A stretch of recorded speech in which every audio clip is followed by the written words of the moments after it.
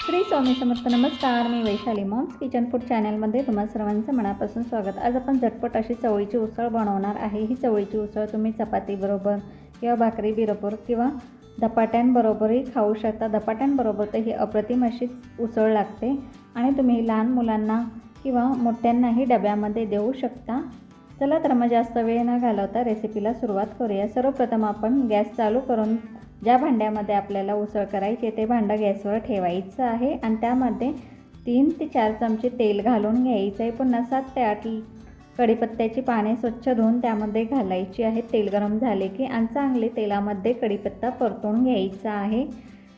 पुन्हा 2 मीडियम साईजचे कांदे बारीक चिरून घेतलेले आहेत, तेही त्या तेलामध्ये घालून घ्यायचे आहेत. चिरलेला कांदा घालायचा आहे तेलामध्ये आणि चांगला गुलाबी रंगावर चांगला परतून घ्यायचा आहे, सतत मिक्स करत चमच्याने. आणि तुम्ही जर आपल्या चॅनलवर नवीन असाल तर प्लीज चॅनलला सबस्क्राईब करा, म्हणजे आपल्या नवीन नवीन रेसिपीचे नोटिफिकेशन तुम्हाला येतील. गॅस आपण मीडियम ठेवलेला आहे आणि मीडियम गॅसवर हा कांदा आपण भाजून घेतलेला आहे गुलाबी रंगावर. आता आपण एक मोठा टोमॅटो बारीक चिरून घेतलेला आहे, स्वच्छ धुवून तोही त्यामध्ये घालून घ्यायचा आहे आणि चमच्याने चांगला एकत्रित करून घ्यायचा आहे. टोमॅटो मऊ होईपर्यंत हे आपण मीडियम गॅसवर चांगला परतून घ्यायचा आहे.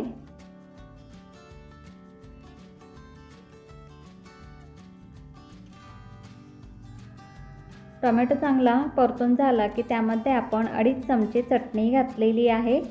चटणीचं प्रमाण तुम्ही तुमच्या आवडीनुसार कमी व जास्त करू शकता आणि चटणी नसेल तर लाल तिखटही घालू शकता. त्यानंतर चवीप्रमाणे मीठ घालायचं आहे.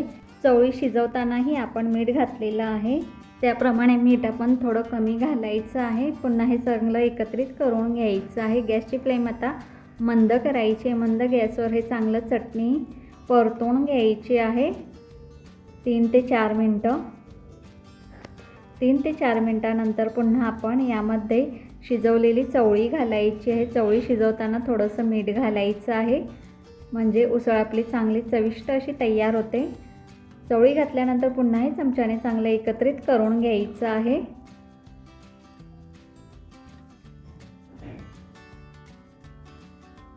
व्यवस्थित एकत्रित करून झाल्यानंतर पुन्हा आपण यावर झाकण ठेवून मंद गॅसवर 5 ते 7 मिनटं ठेवायचं आहे.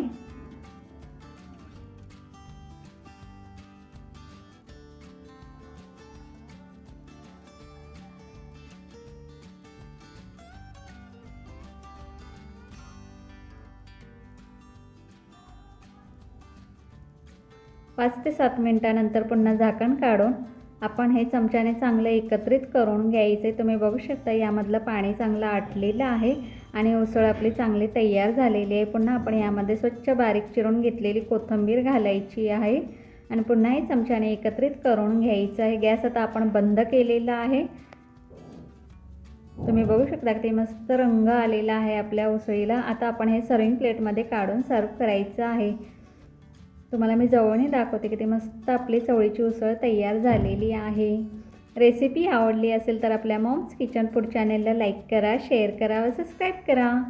सबस्क्राईब करायला अजिबात काही लागत नाही. वाट कोणाची बघताय, करा ना आपल्या चॅनलला सबस्क्राईब. थँक्यू.